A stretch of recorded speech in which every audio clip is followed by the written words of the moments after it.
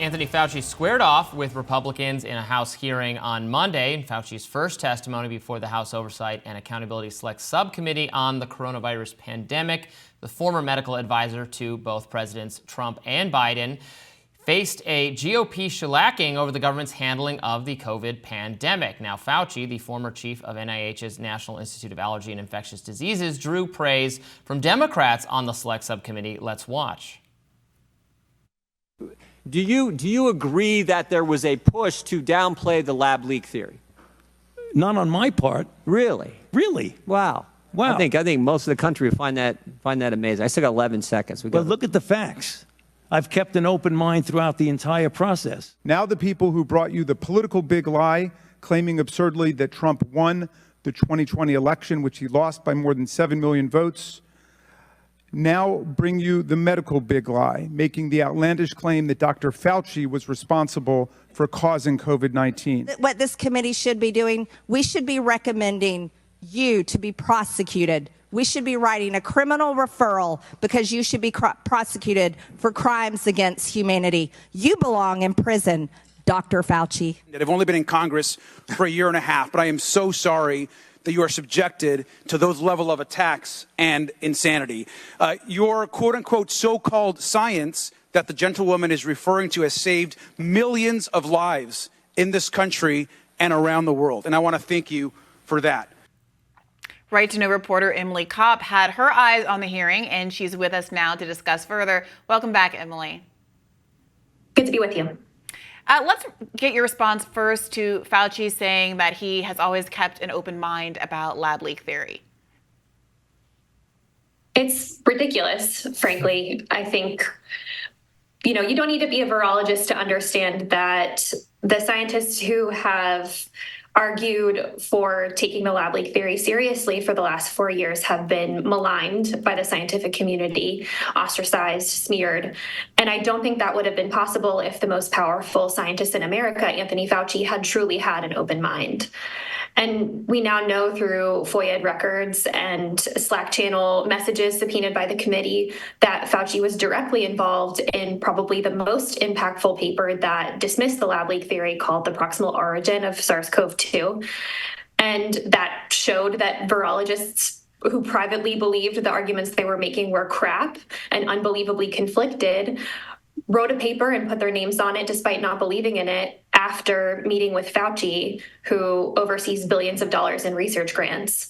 And so Fauci's inability to reckon with the fact that his involvement in that paper was inappropriate, I think, speaks to his unwillingness to take accountability for the way that he corrupted the scientific process when it comes to the question of COVID's origins. So what were your top observations from the lines of questioning yesterday? I was a little bit surprised, maybe I shouldn't have been, by how protective of Fauci many of the Democrats were, given that they were extremely critical of this deputy who had testified recently about misleading FOIA researchers.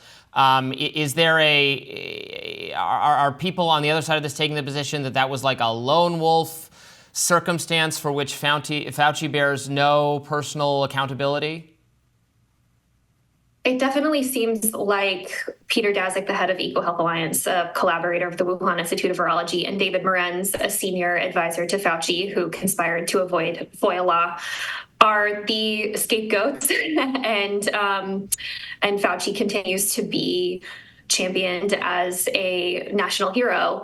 The problem with this, of course, is that Fauci led the NIAID. And typically in Washington, when there's a major policy failure, the head of the agency responsible, the buck stops with them. And for some reason, we're making this exception for Anthony Fauci. I think the main takeaway from the hearing should have been that, given the evidence uncovered, Fauci oversaw arguably one of the worst policy failures in modern history, which is the outsourcing of dangerous gain-of-function virology on coronaviruses to a cheaper lab in Wuhan that could do the work more quickly and that could get around the regulations that were in place at the time that the experiments were approved. Instead, I think being in that hearing room, my main takeaway is that no federal official should lead an agency that oversees billions of dollars in funding for decade after decade after decade, because it clearly leads to a lack of accountability. And I think Fauci has accumulated so much influence on Capitol Hill, within the scientific community and especially within the press, that now he feels he's sort of untouchable. And so he was able to distance himself from experiments that his signature is on, that he personally approved.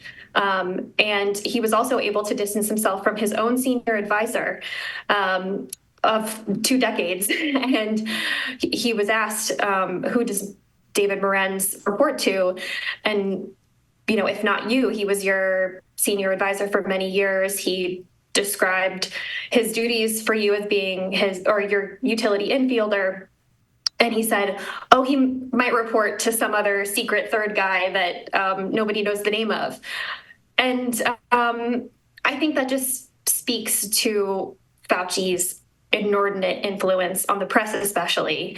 And it made him be sort of like Teflon in this hearing, despite all of the evidence that has accumulated in the last few years. Emily, with Fauci retired, I am curious whether there's an argument that the focus on him, as opposed to, frankly, whoever is running NIAID right now, isn't really getting to the root of the problem, which seems to be, okay, if we now know there was all of this malfeasance, if we now have a heightened sensitivity to the risks associated with conducting this kind of gain-of-function research without proper protections in place, what is happening right now and who's actually empowered to make the kinds of policy reforms that could prevent another pandemic?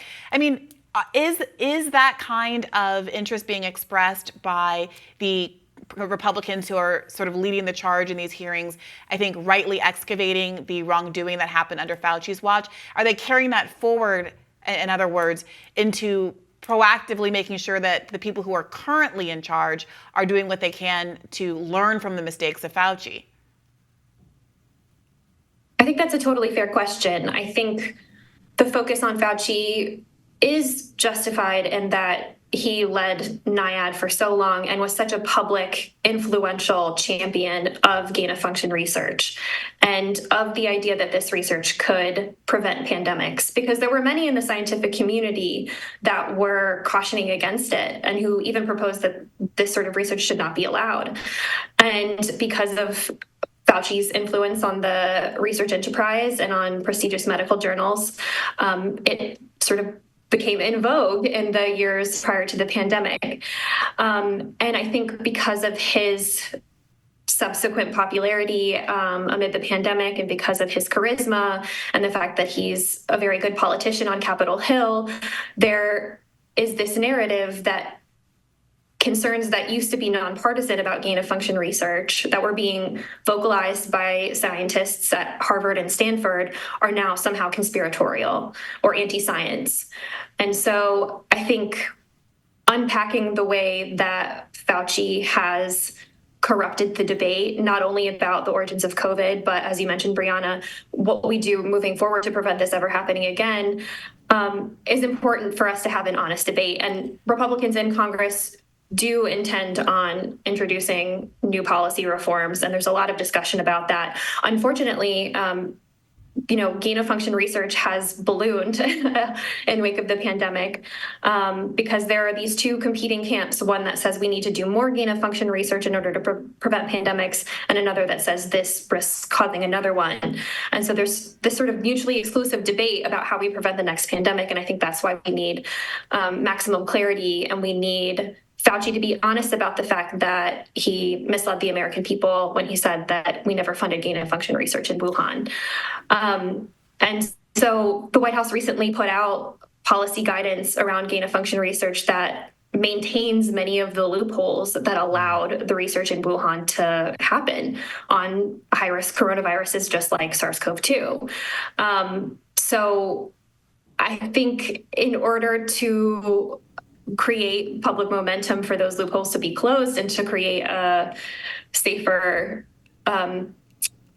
globe, really, we need full accountability and transparency, and that includes Dr. Fauci. But I do agree with you, Brianna, that there is a tremendous amount of focus on Dr. Fauci that can sometimes feel unproductive. You know, Marjorie Taylor Greene taking issue with whether we call you Dr. Fauci or Mr. Fauci, and like, well, that's not gonna answer the big questions of the extent to which we're funding dangerous research that could like end all life on Earth if it's not done with better safety standards.